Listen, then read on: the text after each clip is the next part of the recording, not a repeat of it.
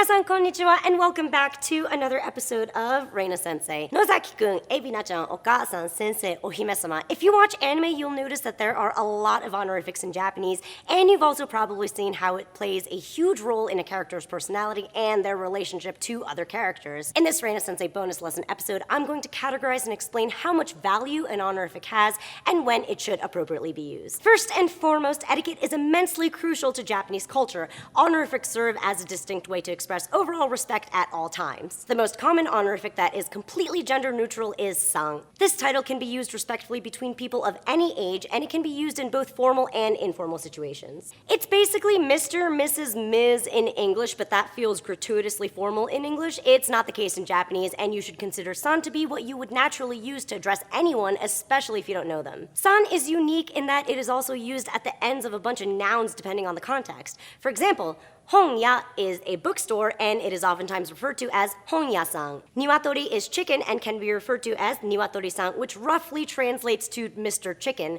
And yes, when talking about animals, it does have a slightly childish connotation to it, just like it does in English. Sama is the super duper courteous and respectful version of san that's used for people who are of higher worth, for lack of a better term.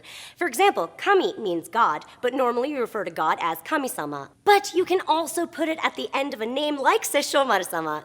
It works for him because he's highly admired and respected by his followers who address him this way. Sama is also used towards customers because you should treat your customers with respect and honor because they're going to be using their money at your store. Customers are called okyaku-sama. And one last thing, there are some phrases that simply exist with sama, like OTSUKARE-sama, which loosely translates to thank you for working hard, something you would say to your coworkers at the end of the day or to your teammates after practice. Most honorifics are gender neutral, but some have either a feminine or masculine nuance. For example, chan in Umaru-chan has a tendency to sound feminine, and its complement, kun, in Nozaki-kun sounds masculine. However, depending on the situation or personality, Umaru-kun and Nozaki-chan are entirely appropriate as well, and here's how. Chan, found at the ends of names like Umaru-chan and Nami-chan, not only have a girlish connotation, but it also connotes cute, young, and or small. For example, you would call a kitty cat neko-chan. Neko means cat, and chan suggests that it's small and cute. You could also add chan to the end of a boy's name and not have it be weird whatsoever. It really depends on their personality and somewhat on their age. For example, Shin-chan from Crayon Shin-chan is a young, mischievous boy, so calling him chan is totally fitting. Another example is Eiichiro from Baby Steps. He's called A-chan by his good friends and Natsu, his love interest, because they find him to be really sweet and cute, and it's not demeaning at all. Now let's talk about kun. As mentioned earlier, you normally see this following a boy's name like Kaneki-kun,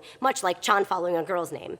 It also connotes young, but the way you would address a pupil, like a student. To further demonstrate that, many teachers will use kun at the ends of all their students' names regardless of their gender. So I would be Scully-kun to a teacher, and it wouldn't suggest I'm a boy, it would simply suggest that I am his or her student. ちょっとわかりやすくなったかな? Hopefully these short episodes will help you understand anime better the next time you watch it. Speaking of watching anime, check out Crunchyroll because I translate a bunch of their anime and I'm super duper proud of it. They also have fun J-dramas on there. I translated Switch Girl, which is kind of like a live action anime that's done right. It's funny, it's lighthearted, it's like a slice of life romance comedy. Just watch it. It'll be a fun ride. And in the next episode, I'll go into honorifics that can stand alone, like senpai, kohai, sensei, shisho, hakase, and familial honorifics like oni-chan, oba-chan, oba-chan, and how to recognize and use them at the right times. Thank you so much for watching. Like botan to komento yoroshiku ne. Don't forget to subscribe if you haven't already, and I'll see you next time. Otherwise, I'll see you on Super Panic Frenzy.